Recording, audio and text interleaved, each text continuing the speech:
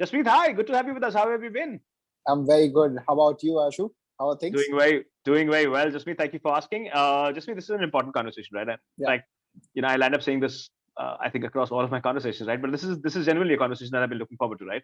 yeah, Because at Coutloot, you're solving a very, very interesting problem, right? yeah, And that's essentially empowering, a hyper local retailer or a retailer to set up their own store, right? Something yeah. that usually, when you talk of that, right, you usually talk of Shopify and a bunch of other alternatives, right? That are slightly more prominent, right? That are not necessarily designed for a complex market like India, right? Yeah, Which yeah, has to and here we're a market. When I say complex market, we're a market which deals at many many levels, right? yeah. Something that we're going to cover through the course of the conversation, right? But it's interesting to have you, and it's great to have you with us.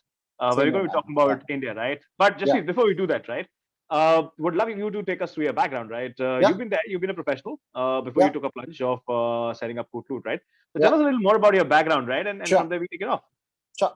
Born and brought up in Bombay. Been a Bombay boy forever. An engineer by chance, not by choice. Right. Every Indian parent wants their son or daughter to be an engineer or doctor. So I Right. went through that phase. I wish Three Idiots came a little more earlier. I was in my last year already.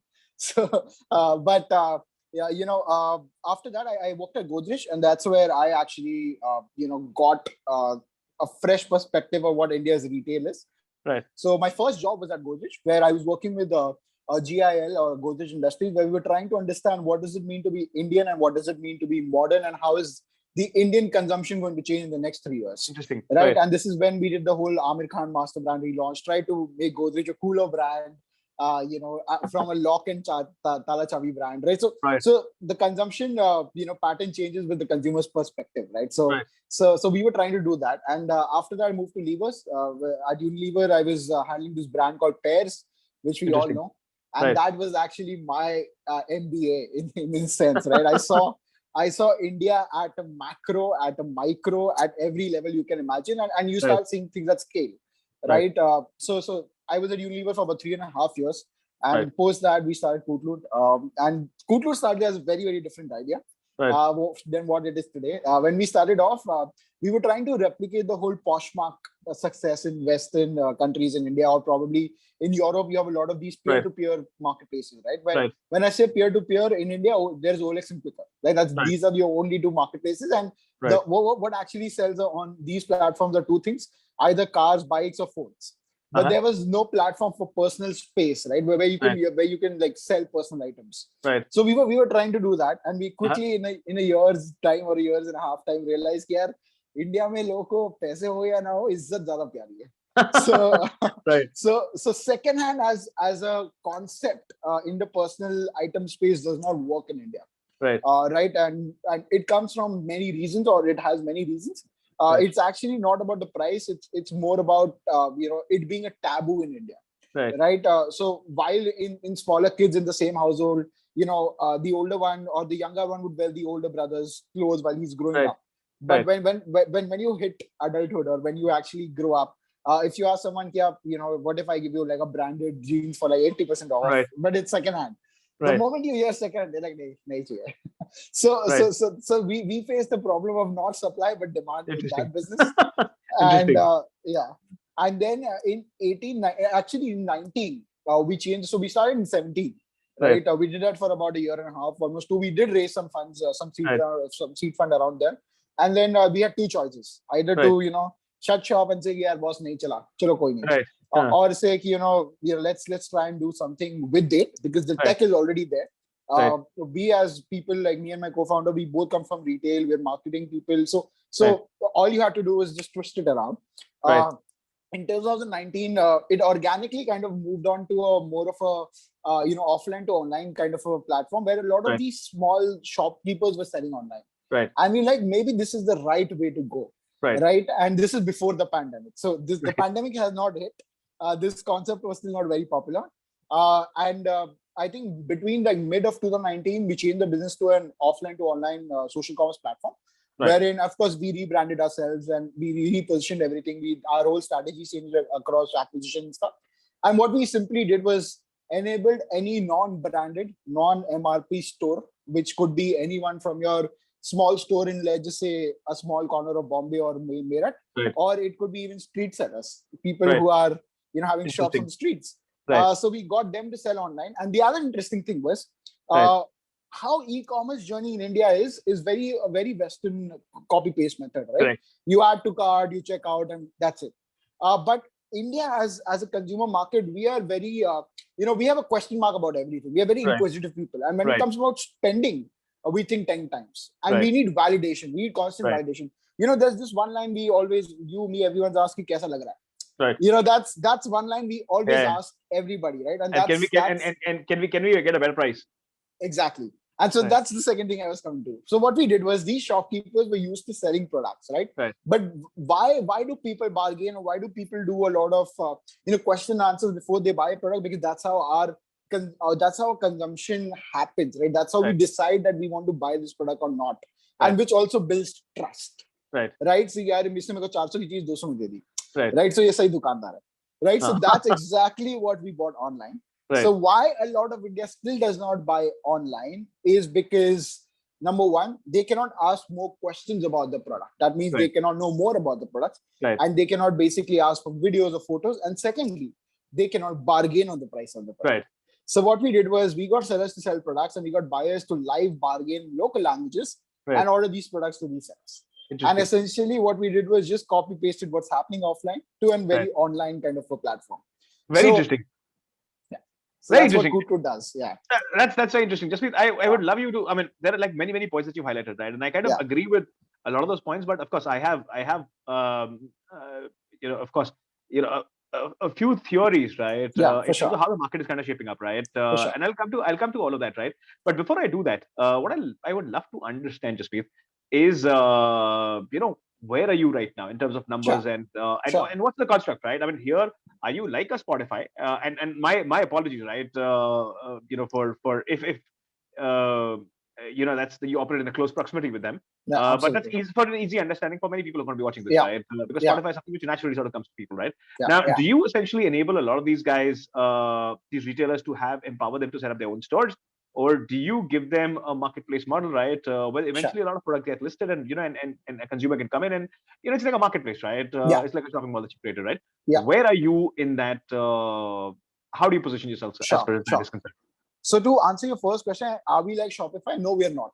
There Okay. are thousands such apps in India like Shopify, which Right. call them some some Dukan tech kind of platforms. But the Right. problem with the Shopify models in India is that a small shopkeeper does not know how to drive his demand. Right. And if he already knew that, then Facebook Marketplace and Instagram pages would be very big in India. The Right. fact that Facebook Marketplace has been there in India for the last 10, 12 years, but not been big enough, while it's very Right. big in the West, is Right. because an Indian seller or an Indian merchant does not know how to drive demand. Right. So a storefront business cannot solve his problem, and hence Sure. the platform needs to provide demand generation to the sellers. Right. Absolutely. So we are a SaaS plus marketplace built into Okay. one, wherein the seller uploads the product or creates a store. His Right. store is not just discovered by his store link, but it's also discovered on the marketplace, on the Coutloot marketplace, where we get a lot of buyers, right? So the buyers can discover the seller store through his store link, through other sellers selling similar products, Right. through SEOs, through categories, through even products and feeds, right? So the whole point is you need to give them larger discovery, right? So to ask you a simple question, Ashu, why would a seller, keep on selling on my platform? There's only one answer to that: only if he gets sales. They don't care about anything else, right? For someone who earns 20,000 or 25,000 rupees a month of offline sales, what he's looking, or he's hungry for, is more sales. He's not hungry for tools. He doesn't care about them. So what we tried to build was a marketplace at the end of it, but a marketplace by keeping the the aesthetic of saying, "Ki boss, these are non-fixed price items. These are non-branded items. You can bargain by these products." Right. So exactly what sells on the streets. Now I'll give you another insight about what sells on the streets. Right. Unlike Amazon, Flipkart, which have like probably lakhs and crores of SKUs, different SKUs. Right. Actually, in the local market, there are not crores or lakhs of SKUs that sell. There are only 10,000 or 20,000 SKUs that sell, but they sell at a higher volume. Mm-hmm. So the sellers bring products based on trends, based on seasonality. And that's essentially, if you go to a local bazaar, you'll see most of the sellers in particular categories will be selling similar or same products. Right. Why is that? Because their sourcing is the same. Right. So the point is, India's retail market is actually not very assorted as such. Mm-hmm. Right. It is more of, there are hero items that sell the most, and people just try to sell that even more. And if you actually look at a retailer psyche, why would he bring products that's not moving from his store? Right. right? So that's essentially what we try to do, is we try to bring these sellers and their products online and get people to bargain on, with multiple sellers or multiple stores and order these products. Very interesting. Just before I move into the consumer side of it, right? And I think consumer side is very important to understand, because I think that's essentially what drives the affinity, right? Or the relationship between you and the sellers, right? And I think that's been a complex piece, right? But I think everybody who's built a similar engine, right? And there have been a bunch of attempts that have happened in the process, right? For sure. And I think there are some leaders in the market, right? But before we come to all of that, right, what are the kind of numbers that you guys are at, right, in your journey? Sure. So we are at above 10 million downloads on the platform. Okay. We are doing about 50 crores of monthly sales. That's our stores that do through the platform. We have over 6 lakh stores that are registered on the platform. Out of them, on a quarterly basis, 50% are still active. And there's only one reason for that, is because 67% of all our stores have got orders. And that's why that retention number is big enough. If you look at and you compare it with other platforms that are doing just like storefront businesses, they all will have probably millions of downloads but have single-digit retention numbers because sellers have no sales. So there's no reinvention. So the point is, you don't have to do things differently or difficult. You have to make things easier. So what we try to do is, the shopkeeper knows how to sell the products. This is what he does day in, day out. Versus there is a Meesho, right? When Meesho people resold the products, so they did reselling. Now, reselling is a part-time business where you are reselling Meesho's supply. Well, on our platform, the seller is doing a full-time job. He's bringing his own products. He's selling it just exactly how he sells it offline. And he's pushing or upselling the product. He's like, "Acha, मैं आपको 2 दे देता हूँ, आप 600 में ले लो. अच्छा, एक काम करो, मेरे पास लाल वाला नहीं, मैं पीला वाला भेज देता हूँ." So it breaks that whole e-commerce experience and brings a more personal commerce experience. Saying, "Boss, I exactly buy the same way how I've been buying," and which is why your offline retail is more prevalent in India than online retail, because online retail still does not have trust, and that's one of the missing factors with that. So we try to do 2 things. Yes, please go ahead. So we try to do 2 things around that. One is we bought in the platform that, of course, creates trust and of course which manages the transaction. Secondly, what we did was we showed who these sellers are. So where the seller is from. You know what his store looks like. You know his city. You know the products he's sold. So it's a very transparent platform at the end of it. And it's exactly like you walk into a Gupta store versus you walk into a quality store. It's exactly like that on our platform. Very interesting. But just the whole point, right? For the longest time, right? I mean, online retail has been there for about a decade, right? A little over a decade, okay? I think what they've continued to do is essentially, and the biggest of all challenges was that, how do you replicate the experience of offline online, right? And of course, they continue to struggle with that, right? And I think each one of us questioned the model, saying that, when will this become profitable? Because, the engagement was just so much more inconsistent, right? And and everybody's trying to do everything, right? And I think nobody experienced a market as complex as India is, right? And which operates at so many levels, right? Something that you've experienced firsthand, right? Now, COVID has been a very unreal event, right? COVID kind of just fast-tracked that entire adoption. People prioritized convenience, right? Which they never did. And the comfort that they could return something. So even, for example, there was a 200 rupee purchase, right? Or a 300 rupee purchase or a 500 rupee purchase. I could still return that. It gave me that comfort, right? The good part is supply chain got sorted out much faster than we could have anticipated, right? And you could literally have a product, coming to you at the end of the day, right? Which is just phenomenal, right? What happens in an environment like that, right? Because the larger platforms, the Amazons and the Flipkarts of the world, which is essentially which occupy the largest portion of that pie, give me a very different kind of experience, right? Which is more consistent, right? So there is a certain responsibility and authority that they operate with, right? Of course. Wherein a model like Coutloot, right, is essentially where I am, while of course there's a larger impact that you're creating by empowering, say, a Gupta general store or a Sharma general store, right, to come online, or any of these guys to come online, sell products for consumers to go out and haggle and negotiate and all of that, right? I mean, there's still a certain, in my mind, I have given it away to the larger players, right? In case I don't find something there, I'll possibly come to you, right? And that could be a huge challenge. I mean, how do you see this, right? Is this a more, are you more a discounting? Are you positioning yourself more as a discounting platform, or are you positioning yourself as a platform where, the positioning is, to me, when I see this, right, is a little bit of, I would want to understand your thesis around how you're positioning it Yeah. so that the impression is consistent, the repeat is consistent. And of Yeah. course, like you said, right, you have to continue to generate sales, because if you don't, these Yeah. sellers will eventually drop out. And that's been the case across many businesses who got Yeah. funded as well. Yeah. Eventually, the theory kind of, fell out, right? Yeah. How are you playing this? How are you managing Sure. Sure. this complexity? Sure. So there are two things to this, right? The first part is, the customers that are already on Amazon, Flipkart, right?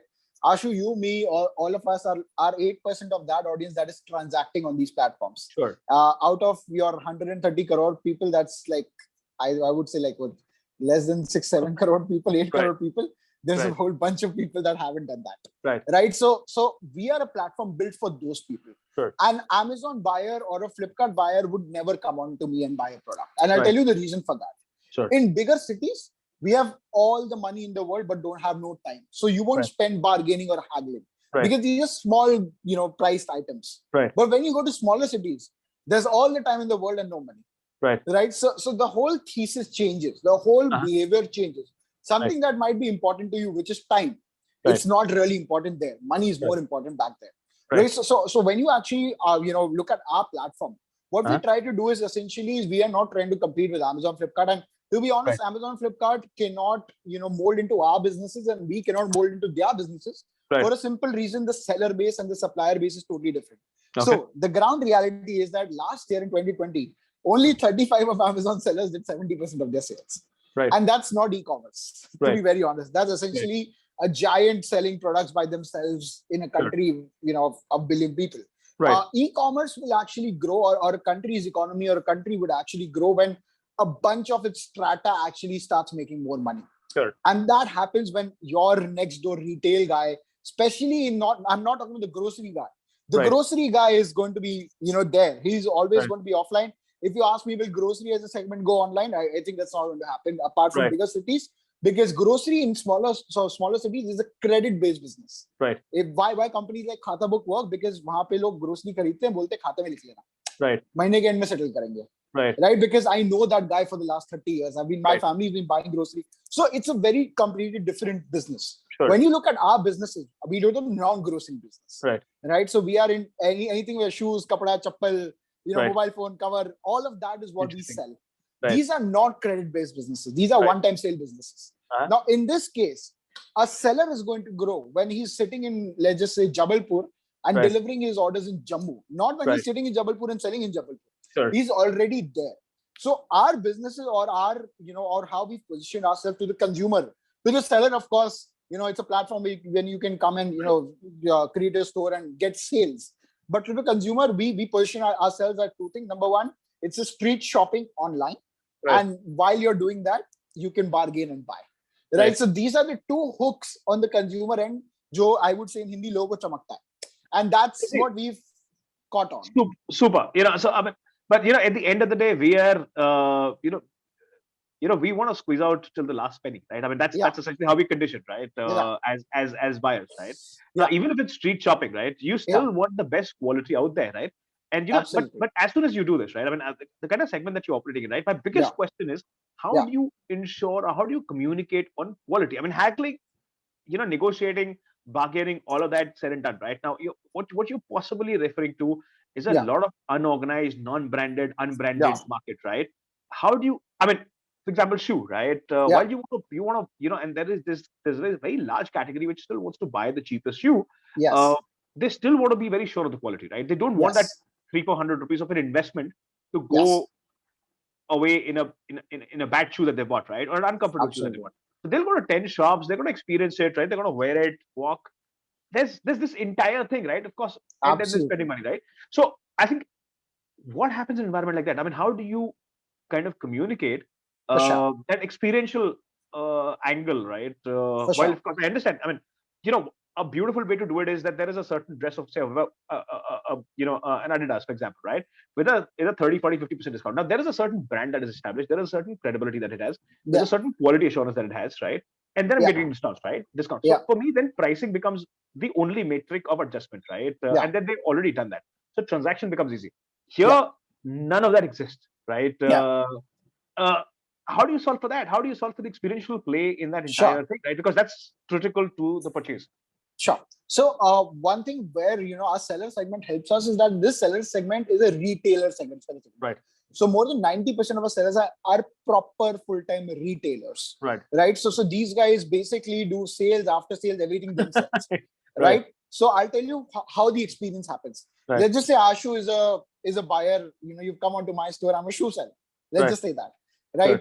You start chatting with me. You say, "Bhai, kitne ka diya? ये 10 number को आ जाएगा," and all of that, right? So one thing you have to understand in non-branded categories, a 10 number for something might be 11 number for something else. Absolutely. Right? And that's the problem. Totally. Yeah. So that is why you need assisted selling or assisted shopping in a platform like this. And that is why we've opened the chat and videos and everything that you can actually, the seller and buyer can communicate and order the products. Right? So the seller says कि नहीं, ये आपको 10 number fit आ जाएगा. Right? The buyer बोले नहीं आया तो मैं return कर दूंगा. Seller बोलता है कोई issue नहीं है. So now how we manage that is I'll tell you. So once a product is picked up from the seller store, so our delivery part, or let's just say I am a seller, you're a buyer. I am sitting in Bombay, you're sitting in Bangalore. Let's just say that. Okay. You place an order from my store. I of course confirm the pickup date and pickup time. One of our delivery partners come to the store. He basically maps the product saying कि यही product मैं उठा रहा हूँ जो photo में. He will pack it in front of you and he'll directly ship it to the buyer, which is you. Now, once you get the product, you have 72 hours, an open window with the seller saying, boss, मुझे अच्छा नहीं लगा, मुझे return करना है, या कुछ अच्छा नहीं है, या खराब है. Yeah, if there is seller side mistake, then the seller will replace it to you. Now, in this case, seller बोलता है यार मैं नहीं करूँगा, हो गया, experience खराब हो गया. In this case, the seller is automatically banned from the platform and he has to pay a penalty to come back live again. Okay. Now, so what we've done is based on my rating of the seller, like how you rate an Ola or a Uber driver, right? So we also rate sellers. You can report a store. We also, kind of at the back end of an algorithm, we also manage stores. So we see which seller is delivering better products versus a seller that is bargaining, getting orders, but not shipping. So we will change the discovery accordingly of those stores. And ourselves as a platform, we also remove sellers from the platform that are selling probably fake products or that might be selling, unwanted products from the platform. So about 18% of the sellers, the platform has to curate to remove them from the platform. But just that essentially means that you're dealing with a lot of dispute, right? You're dealing with a lot of dispute, right? Because this is unorganized segment, right? Yes. How do you deal with that, right? I mean, what's the mechanics there? So I'll tell you, in terms of dispute, our returns is less than 6%. Our RTOs are less than 10%. And that number for a typical e-commerce would be anywhere about 30 to 35%. And why is that? It's just for two reasons. Number one, the buyer and sellers have agreed on a few things before the transaction has happened. Which is price, which is product, photos, videos, and quality. The seller says, "Ki boss, ये ऐसा quality है, तभी आपको 300 रुपए में मिल रहा है." Right? So there's a proper channel open communication between the buyers and sellers. Right? And secondly, when the buyer gets a discount on bargaining, the buyer has an emotional win. यार 500 की चीज तो मैं 300 में ले ली, ये तो सही है. Right? So using these two things, the dispute on the platform is very, very less because the sellers themselves are rated by us, by other buyers that are buying from them. And again, at the operational level, we are also making sure कि अगर गलत product गया है buyer को, then the sellers are automatically fined for the same. So the platform has to manage this. Now, if the seller does it himself, then you go back to OLX and quicker. Where the seller will be like, एक काम करो, मेरे को Google Pay करो.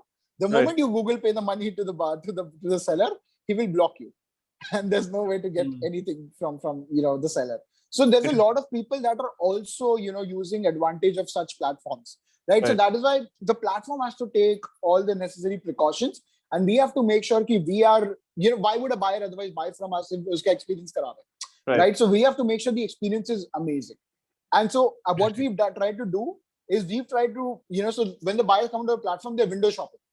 They are checking out 5 stores, they're bargaining with 5 stores, and which also creates competition, which is a great thing, right? And whichever sells for the cheapest, buyer usse khareeda. So at the end of the day, we are more than the quality. Of course, while quality is important, my buyer is a price point buyer. He knows कि मैं 200 रुपए की चीज ले रहा हूँ या 300 रुपए की चीज ले रहा हूँ. He knows कि वो 1 साल चलेगा या 6 महीना चलेगा या 8 महीना चलेगा. The moment in India, we all want to buy Adidas, we all want to buy Nike. But the money we have, we can only buy an Adidas, not an Adidas. Right. So Indians buy Adidas and not Adidas. So that is how, if you actually, if you've been to Agra, most of the people, and if you've been around in smaller towns in India, a lot of people wear look-alike products of these brands, but they're all made in Agra, and they're all cost 1/3 the price. Right. So that's what actually India wears. And for them, the style and the price should match. Quality is a matter in certain, like for example, in t-shirts, of course, is important because something I'm going to use over and over and over again. In shoes, कि यार 6 महीने में खराब होने वाला है, 8 महीने में खराब होने वाला है. So it depends on the use of the category. In your mind, you have put कि यार मेरे को एक साल में 3 या 4 t-shirt खरीदना है, या एक jeans खरीदना है, या 2 जूते खरीदने हैं. And essentially, we sell only those categories that are very high moving in the market. Right? So because these are the same products that the seller list on the platform. Right. So these are automatically very trendy items, and they so on an average, a seller gets a sale within like almost like 80 hours or 84 hours on setting up a store. So we also try and make sure that the seller is getting a sale within the first 3 days or 4 days, so that he's inclined towards the platform. Very interesting. So that's how we've built the platform around. I mean, Jasmeet, in this you've highlighted a very, very important point, right? When we started our conversation, right, and when I was looking at Coutloot, right, my assumption started from a value buyer, right? With a certain, with say limited disposable income, in his or her household, right? And that's how they kind of sort of do it. I think what you're alluding to in the point that you made, right, is that you're essentially capturing a lot of fads, right? Yes. So what you're essentially doing is that so for say an Adidas or a Nike or any of these larger brands, right, for them to capture a fad, right, because of course the volumes that they need to produce, right? Yeah. It will take a certain amount of time, but a smaller manufacturer could do this, and the retailer could have that inventory, which is essentially what you're capturing and capitalizing on, right? So yes, in a way, what you're doing is serving to a very large audience, which is aspirational, but does not necessarily has the capacity to purchase it. I think that's essentially what you're kind of alluding to, right? Absolutely. Where the life of that product, the life of that t-shirt, the life of that, say, a jacket is, and they understand it's a 6-month life, right? They're eventually going to wear it 3, 4, 5 times, and then they're going to dispose it off, right? Yeah. And that's a very interesting point that you kind of highlighted. But just tell me this, right? A lot of this is happening on Amazon as well, right? There'll always be few sellers who are going to be doing it there. I still have that confidence, right? That there is an Amazon which is going to settle that. And my apologies, I'm referring to Amazon again and again. No, you should. I think it's going to be benchmark for always, right? Always, yeah. Is that I still have that comfort, right? I still have that 10-day window or 10-day window when I can return that product, right? Yeah. I still have a very easy settlement process, right? What do you do in an environment like that, right? Because I will always, as a consumer, and I'll give you a small example. I was buying plantains, for example, recently. Yeah. That's a non-branded category, right? I could have come to you. I could have gone to Amazon. Eventually, I bought it from an Amazon. Largely because there was a certain comfort, right? If I don't like this, right, and there could be a variety of reasons, I still have the 10-day window, and my money is going to come back irrespective of whatever happens, right? So I don't know what happens in the back end. I don't need to know. Yeah. Somebody is making my job easy, right? Yes. Yes. Exactly. Yeah. You're doing 72 hours of a window, and like I said, I am. How do I get that sense of assurance, right? That, absolutely. I'm not getting stuck in a deal, right? Well, of course, I understand I'm still a value buyer, but I don't want my money to get stuck, right? What happens in that? Sure. So, Ashu, you have to understand that it took Amazon 10, 12 years to get that trust that, you have them in. We are still like 2, 3 years old, right? So we are still very new. Also, the second thing is, why Amazon is able to do that is Amazon's getting all the big guys to sell. That is why they're able to do that. By the way, you actually ask an Amazon or you ask a shopkeeper, will you sell on Amazon? The first thing he's going to say is no. And the only reason that he's going to say it, actually 2 reasons. Number one, बहुत difficult है. Number 2, 30 दिन में पैसा आता है. हम इतना wait नहीं कर सकते. So there is a cash flow issue with the seller. Now I'll tell you what we do in that case and why we do a 72-hour window and not 2 longer. Right? This is a guy who basically is running his shop from hand to mouth. Right? He's bought his products on credit or on loan from a supplier. He needs to pay the supplier back, and he also needs to feed his family. He has to pay the rent. He has to do everything. So if he waits 30 days to get money for his products, he can't survive. So why we do 72 hours is because we also settle the money within 5 days. And that's why we do 72 hours of it. But just tell me this, right? I mean, online sales, right? The ones you do, the ones happen on Amazon, right? In any case, that's not a large part of the seller's, revenue register, right? Yeah. Is still a smaller part of that, right? And they understand. I mean, they in any case they have longer Yeah. payout cycles, right? To their vendors, Yeah. right? So they anyway are Yeah. working on 45-day, 60-day cycle, right? Yeah. Even if, for example, a payment happens on 30 days, right? You still negative working capital for 30 days, right? Which is not Yeah. a bad position to be in, right? Yeah. Uh, I mean, it's I mean, I understand where you're coming from. I think it's a Yeah. challenge when you have money in the market, right? Yeah. But you have an assurance of sorts, right? I mean, that's the trust quotient that they've built, right? And I'm not taking And it away from absolutely. you. I'm just Yeah. saying that it just, you know, increases the competition for you in a very different way from an expectation standpoint, right? Which could be Absolutely. hard to live by, right? Which could also be expensive in a certain form and way, right? Of course. Of course. Uh, which could also mean that the availability of products might not be as consistent, right? How do Yeah. you deal with all of that? I mean, what's your communication with the sellers on the platform, right? How do you keep them Absolutely. motivated to ensure that the products are one, of course, well described. Yeah. Second, they are up to date. The catalogs are up to date, right? How do you Yeah. ensure all of these things, right? And Sure. of course, they continue to stick by, right? There could be possibility that there are no sales happening, but they continue to be on the platform, right? How do you ensure that? Because Absolutely. I've had an opportunity of speaking with a couple of Yeah. founders who are essentially in the same space, right? Yeah. The biggest of all problems is to keep the seller motivated, right? Absolutely. Yeah. Is a huge challenge, right? Tell me a little Yeah. more about that. Yeah. So there are two ways in which we can keep the seller motivated. Number one is we get him sales. So Sure. that's keep him motivated. Number two is we also incentivize the sellers. And there is Right. nothing, I really love what Cred has done in a Right. way. I mean, while the business model is something I don't understand, but it's Right. something that it's incentivizing good behavior. Right. And that's very important. So what we do is we incentivize the sellers on Right. fulfilling orders. Interesting. So how we do that is, let's just say we charge a 2% commission on your order. Right. The moment you deliver that order in a particular period of time, or Right. which is like a good behavior threshold for us, we Right. will automatically reverse that commission back to you as incentive. So Interesting. you essentially do not pay us any commission on the platform for successfully delivering orders with no issues.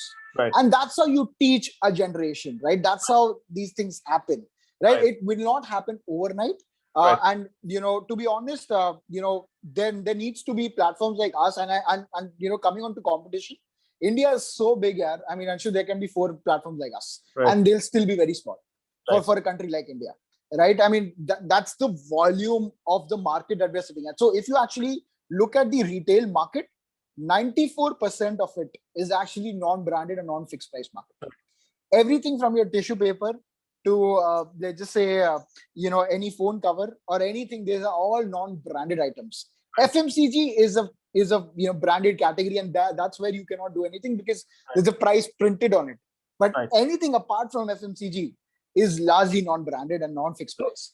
Interesting. Jasmeet, I was in a recently in a very, very interesting conversation, right? I think this is a category which is getting institutionalized very, very quickly, right? There are new models emerging where people are actually buying out sellers, right? And buying out prime real estate. I'm sure you know what I'm talking about, right? Yeah, of course. There is a lot of that which is now happening, right? Which essentially means that next couple of years, and there's a lot of money which is rolling in, right? Yeah. And I would say that these are models which are largely a subset of D2C, which is House of Brands theory, which is now kind of with Therasio, right? I think everybody wanting to be a Therasio, right? By the end of it, there are these newer models that are coming up, right? Which are essentially focused on EBITDA businesses, right? EBITDA positive businesses, right? Yes. Which is essentially the category that you are kind of getting listed on your platform and stuff like that, right? Now, what that essentially means is that this is going to get institutionalized much faster, right? While of course, I think all of us agree, right, that India is a very large market. It operates at many layers. I think COVID has kind of changed us as a country. We've irrespective of who we are, right? Whatever strata that we come from, we've essentially been consuming from the same screen, right? The hardware could be different, the brand of the hardware could be different, but essentially at the end of the day, it's just about those very predictable mediums that we are consuming from, right? That essentially means that there is a certain sense of homogeneity which is coming in.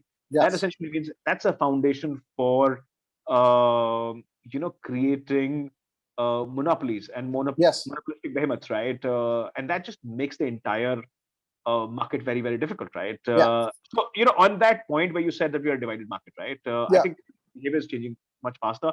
Transformation that could have taken possibly a decade. We are in it in just about a year and a half, right? Who could have anticipated, right? And my sense is that a lot of buying which is happening is not going to change, right? Because we've just gotten so comfortable, irrespective of, like I said, my roots are in a tier 2 city. Even there, people have gotten comfortable, right? When they have all the time in the world, they can go visit, check, right? They've gotten very comfortable, tuck, tuck, tuck, and and the purchase happens, right? that behavior is coming, right? What do you read out of all of this, right? It's a fairly complex problem, right? And a position. And I think it's possibly something that you already know you're staring at, right? But we're a different market in 1.5 years, right? What's your sense of it? What do you make out of it? While we are unorganized, unbranded, non-branded, right? We're essentially we've already moved in that direction, right? Next couple of years, everything is gonna be branded, right? What do you make out of this, right? This entire shift which has happened, right? That has happened last 1.5 years. What do you make out of it? There are two things to this again. One is we are the bridge of this shift, right? I mean, what we do is the bridge of the shift. And we are in the middle of the middle, right? With the shift. And secondly, I don't think that the shift is fast enough. I'll be very honest to you. You compare yourself with other markets, right? You look at US, you look at China. While I'll be very honest to you, and like in terms of fintech and digitization, I think there's no beating India. The way adoption of fintech we've done is impeccable. Of course, it's way behind China. I mean, we've also spent a lot of time in China, learning the businesses of Taobao and stuff. I mean, there even an 80-year-old does QR payments, right? There is no cash in the economy at all, right? Everything is systemized, everything is automated. No one carries cash, right? While in India, cash is still king, right? Even though digitization has happened, fintech has happened, it is still a slow process. I mean, and that's how democracies work. Democracies can't change overnight. And people cannot change overnight. And changing habits takes years and years and decades. And I'll be very honest, Anshu, I would be surprised if this isn't as fast as we expected it to be. Because essentially we are probably another year away from being COVID free, or year and a half away. It's going to take another year and a half is what we are assuming. You compare 3 years of change versus 300 years of legacy. It's not going to happen that fast. While a lot of companies like us are trying to do it, right? We are all driving this shift. But to actually get it at scale, I would say specifically for e-commerce in India, it's going to take another 10 years. Now, coming back to your D2C, the whole Thrasio concept. Again, look at your own basket size. What percentage of your basket size you buy from a D2C brand? Right. So again, that is what the size of that brand contribution is going to be for the lifetime of consumers. So essentially, So what we are trying to do is we are trying to play in the mass segment. We are trying to say, जो भी आप खरीदते हो. So I'll tell you what. There are sellers on a platform जो घर में अचार बनाते हैं, अपना खुद का लेबल डालते हैं उस पर, and they are selling online. There are sellers that have stopped their offline shops and just converted their stores into godowns, because today we contribute to almost 30 to 40% of their monthly sales. So to give you some data, an average seller on Coutloot used to do about 2,000 rupees of sales a month in Jan 2020. The same seller today does about 16,000 rupees of sales. So they've grown 8 times. And what we try to do is we try to be at it. Ki becho. And of course, we are there to do your fulfillment and everything. All you need to do is, so see, this change has taken a year. Right now, imagine to do it at scale, it's going to take so much more time and so much more capital in the market that, and it's very easy to say. And I'll tell you what, because it comes from consumer segment, right? Let's just say a town in UP. Even today, you go and you buy a soap in a town in UP. You know what the consumer tells the shopkeeper? Life boy dena. But the shopkeeper usko kuch aur bhi chipka raha hai, phir bhi wo life boy mang raha hai. So these are category creating brands, and they've taken hundreds of years to come there. So I do not think that that change is going to happen as fast as we think. It's happening. It's happening. We are in the middle of it. A lot of the companies are in the middle of it. To go to the lowest of strata or at a segment. So let's just say India's e-commerce is like what, 40 billion, max $50 billion a year. To get it to $500 billion a year, it is going to take 10 years to 15 years. It's not going to happen in the next 15 years. I think interesting points that you highlight, Jasmeet, right? I mean, I agree with some of them. I don't agree with some of them, right? And that's absolutely right? I mean, and I think the jury's still out, right? But my thesis is that I think the arbitrage that existed, the information arbitrage that existed, right? Yes. I think that's gone away, right? Absolutely. And we continue to speak of a large homogeneous market, right? And I think for a lot of foreign capital that didn't come into India because of course we operated many layers, right, which was so much more unpredictable. Fortunately, unfortunately, that's gone away, right? does that make us an expensive nation from a cost of acquisition standpoint? Possibly, yes, right? But Yes, are maybe we becoming yes. a predictable nation? I think yes, No. right?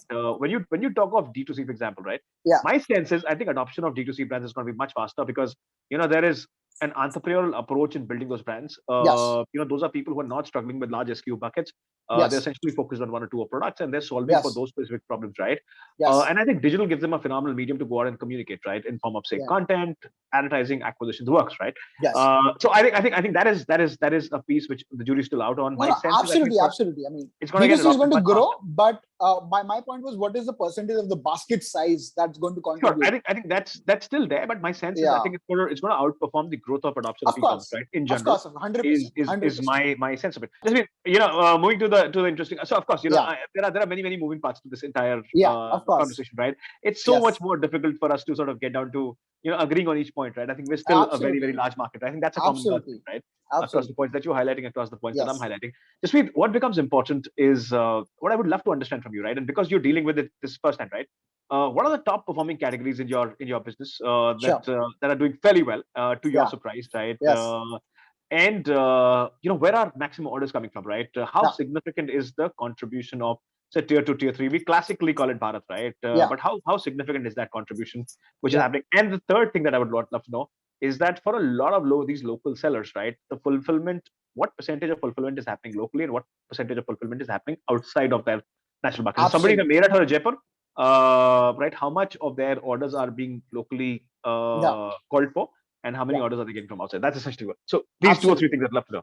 absolutely. Firstly, so the largest category that sells on the platform are shoes, locally made shoes, Mhm. followed by, and because most of our users are male, and about 80% or 83% of our users come from tier 2 plus towns. Right. So, like people from Bombay, Delhi probably might even not know about us, but people who are in smaller towns watching Aaj Tak, NDTV, and all these things, they know about us because, of Right. course, they're playing ads there. but, Right. but honestly, about 83% of our users come from tier 2.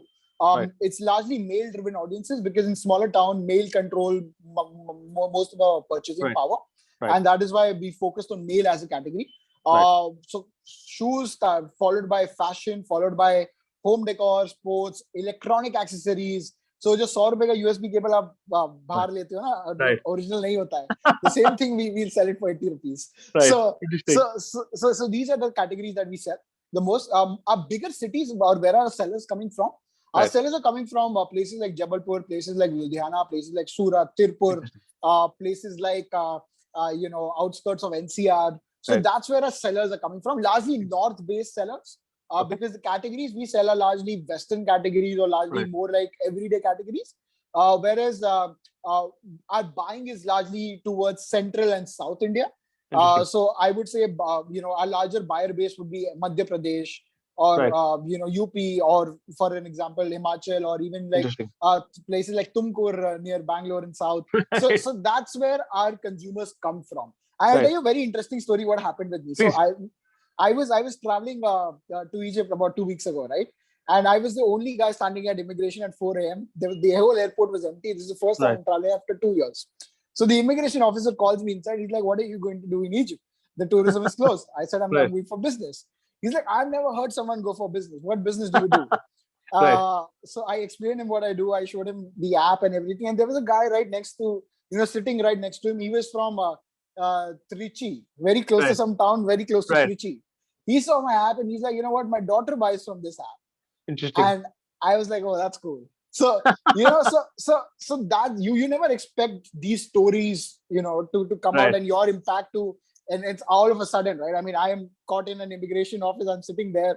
There's some guy saying, "Oh, my daughter buys from this app. He's Wow. legit." So Right.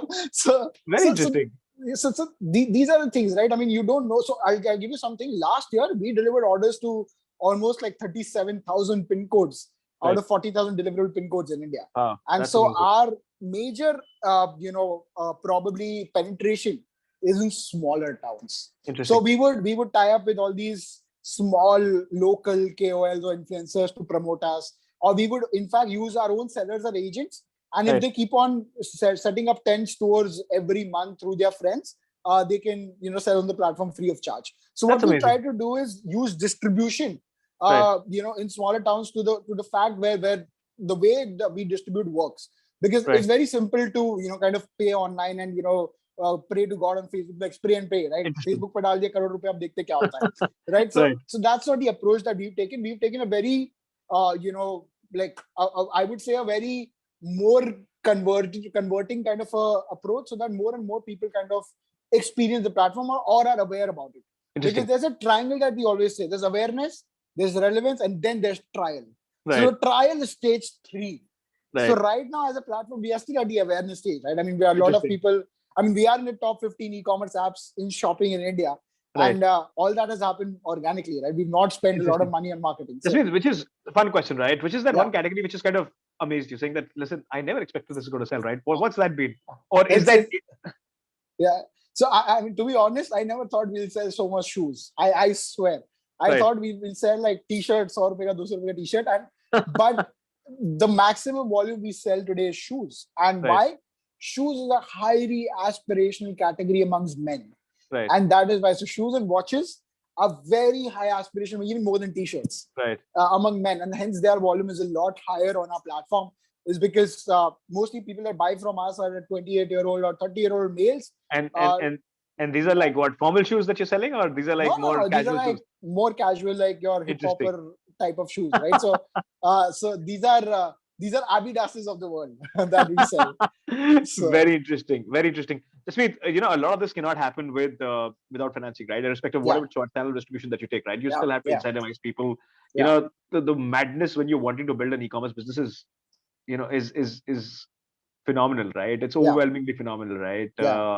It can hit you in many, many ways, and not necessarily an easy business to build, right? Absolutely. Tell me a little more about the financing side of things, right? Sure. What's been the fundraise journey? And of course, the investors' alignment, more importantly, right? Because this has been a game which is perpetually considered to be a burn game, right? And I think when the acquisition, some of the marquee Indian platforms got acquired, I think everybody gave it away, saying that you have to be a Reliance to build another such platform, right? And I think that's true. That's essentially that, right? And here you are building for the masses in the country, right? Yes. Tell me a little more about that.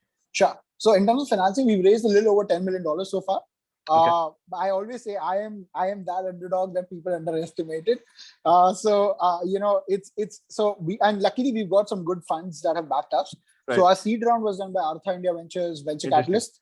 Right. So they did a seed round during the second-hand business, and then we raised some good money from Amoeba Capital, which is a Alibaba backed fund. So they largely the whole team comes from Taobao. The whole team has built Alibaba in China. So they are the mecca of e-commerce. So we've been learning from them. So they led our last 2 rounds. Apart from that, we also have Aztec Ventures and then 9 Unicorns as a part of a US investor called SOSV, and then a couple of family offices that are also part of the journey. So to be honest, we've just got this business alight. And so right now we're in the middle of a new financing round. It's going to be a $30 to $35 million round. So hopefully should be close soon. We are in the middle of it. So the whole point is, you rightly pointed out, Ashu, that India is a game of volumes. You have to be a Reliance or a Flipkart to actually do it at scale. But the whole point is, all of them started exactly like we did. Right. So you have to start. I mean, you can't. When I used to raise funds earlier, and when people used to say, "Arey yaar, ye to Amazon karega, ye Reliance karega, tum kaise karoge? Tum kaise karoge?" But the answer to always that is, kar to nahi rahe na, karega. So the whole point is, you have to start, and essentially you either become so big that you are yourself a good competition, or you become so smart and so efficient that you're a good acquisition for these guys. Interesting. Right? I mean, we are all young people, right? So we are all young people, and it's a constant evolution of learning for us as founders as well, right? I mean, we are also learning in our journey. If a founder says, "No, my business is the best business in the world," he's absolutely fluffing it out, right? So the point is, we all have our flaws, we all are learning, and at the end of the day, all you care about is the impact that you create. So what helps me sleep best at night is when people put up videos on YouTube saying, "Yaar, humko yahan se itni sale aa rahi hai," and I get personal messages saying, "Sir, thank you." And so that is what my inspiration is. There's nothing else. And they all started exactly like this, right? Flipkart started by selling second books. We started selling second fashion. So and I'm sure it's it's easier said than done, Jasmeet, right? I think in hindsight, it looks easy, but I'm sure it's not been that easy, right? I think these are some very very challenging questions. I think and I Absolutely. think more importantly, right, than what you want to do, I think they put you under a personal, in a zone where you start to question your abilities, right? Yeah. And a lot of that, right? So it's not Yeah. a one-way street of in that sense, right? There are like many Absolutely. things that a founder has to go through, right? Absolutely. Um, just we're towards the end of the conversation, right? I mean, how Yeah. I want this conversation to go on, right? Because I mean, Yeah. Bharat, I love that entire region, right? I love the Yeah. possibility of how it's getting institutionalized, right? I love the Yeah. possibility of how it's getting homogeneous, right? Yeah. And that's going to open up many many opportunities, right? Yeah. And I think the beauty is that we're getting to understand the aspirations better, right, through content, through exposure and all that, right? That Yes. arbitrage is kind of going away, which is phenomenal, right? And that will Yes. possibly open up a completely new economy, right? Yeah. And I would love to sort of discuss with you on that, but we'll possibly do that in the next conversation, right? No worries, man. Right. But before I let you go, two questions, quick ones. What are the next 2 years like, right? Of course, Yeah. you're in the middle of your financing round. What do we see next, right? What are the features that are coming in? What are the targets Sure. that you set for yourself? Are we going Sure. to see some fintech play as well? Because I think that's something which is becoming critical Yeah. to the core of Yeah. Yeah. anybody who's in the e-commerce trade, right? Yeah. Yeah. Either self or through somebody. What are Yeah. the next 2 years like? I would love So, to ask you a 5-year question. no, no. I think it'll not be fair. Yeah, no. So I'll tell you about what we're doing right now. So of course, we are currently focusing on scaling what we're doing. So Sure. right now we're 6 lakh sellers on the platform. By Q2 2022, we'll be like 3 million or 30 lakh sellers on the platform. Sure. And specifically in this particular category. Right. The other things that we are doing in terms of, like you said, a financing play, we are actually, before we go into the financing play, we've just recently started a new vertical wherein we are also providing supply directly to these shopkeepers from factories, cutting out Right. all the middlemen. So Interesting. because we know what these guys are selling at what Correct. pricing, and in the non-branded supply chain, there are many people involved. So Right. 100 rupee product actually reaches the retailer at 250 bucks. Right. What we've now started to do is we have also started to provide supply Interesting. directly to these shopkeepers for their offline and online business by Right. connecting them through factories on the platform itself. And that's a profitable business for us. Right. So that's something that we're scaling. At And the same time, you've given away your secret, is it? I mean, No, just to no, be please go ahead. honest, I mean, we just launched it, and Right. we've already done, like, I think in the last 2 months, we've already done like almost 70-80 lakh rupees of sales by just Right. selling supply. Interesting. Right. So, and that's something we did not think it Right. will catch up. And we have no feet on the street. Right. So we are doing it, absolutely just retargeting our own Digitally. existing sellers and just selling it to them. Nice. Right. So, and because they're more prone to buy from us. The second thing Right. we're doing is we're also humanizing e-commerce. So Right. one of the things that's launching later this month is video stories, where Right. the sellers are not actually selling products by videos, Right. but they're actually talking about themselves and their store. Saying, मैं बाबू शर्मा हूँ, मैं आगरा से हूँ, ये मेरी जूते की दुकान है, please आके मेरी दुकान से कुछ खरीदिए. Right. And that's exactly, in India, we always say, conviction comes from emotion. Right. And so you have to hit the consumers emotionally too, right? And if the consumers know the store story, they're Right. more prone to buy from that store, which creates more trust. Interesting. Right. So that's one of the things that we're trying to do, is create a store montage by doing that. And in future, to be honest, as a contribution of sales and supply increases in every Right. store, we are going to start converting them into Coutloot branded retail stores. Interesting. And basically, make a full network of Coutloot branded stores where the supply comes from us, where the liquidation of the sales is controlled by us online and offline. And Right. basically these stores, start converting into better stores. So you can also probably, like, as an organization of a small retail store. Interesting. So that's the future plan that we're looking forward to. I think we'll have a lot of meet for our next conversation, Jasmeet, right? Yeah, for sure. And I think no, I think I love the way you're looking at it, right? I think I love the way how you're bringing it together. I think you clearly are at a vantage point where you have a very deep understanding of what's selling, what's not selling, right? At least the trends are very, very clear, right? Yeah. And I think you're using it to your advantage. While of course, your contribution still could be, say, much lesser to what an offline store is selling, right? But at least you have a sensitivity and understanding in terms of how the user in a certain age bracket in a certain region is kind of behaving, right? Those influences are very, very important, right? And I think you are getting closer to, you're possibly the last mile of transaction, right? Even if it's not happening on your platform, you at least have an understanding, which could be just so much more efficient, right? Just this is my last question, right? In every conversation, this could be a little cliched in many ways, right? But what? So, for example, if you were to give an advice to anybody, right, all the founders out there, and we're going to have quite a few of them, right? Many TV shows now coming up, right? So we're going to have a lot of those yeah, aspirations of who are going to course. come up, right? Yeah. What will be that piece of advice that you want to give to many people Yeah. who are sitting on the fence or are in it, right? You've actually built a business in one of the most competitive spaces, right? You know, you've against the wall possibly on many occasions, right? Yeah. Where people have questioned your intent, your motive, even sanity, right? Yeah. Yeah. Of doing something that you're doing, right? Yeah. What will Yeah. that advice be?